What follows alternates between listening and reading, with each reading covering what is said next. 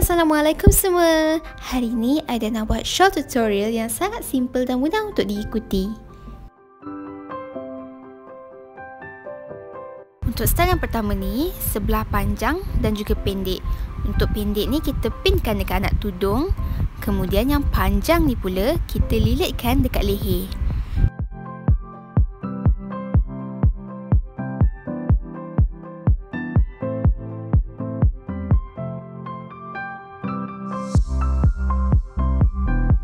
Kemudian lepas korang dah siap lilit tu, korang bolehlah adjust nak bagi dia kemas sikit.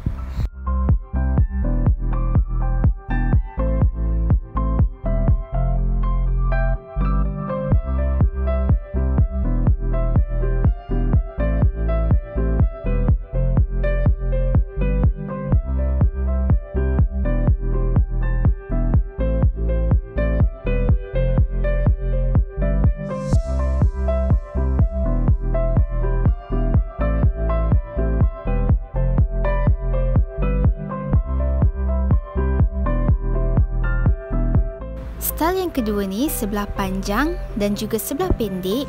Yang pendek ni kita pinkan dia dekat anak tudung. Kemudian yang bahagian panjang ni kita terbalikkan dia.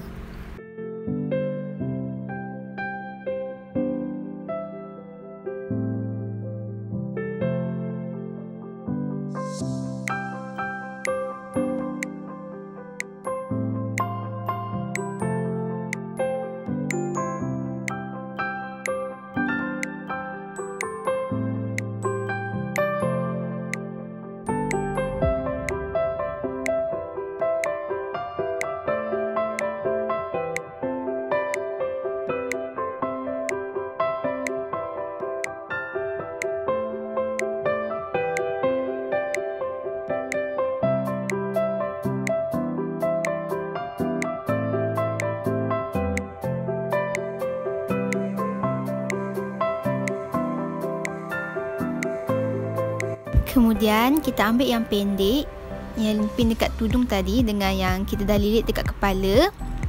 Kita ikat bersama.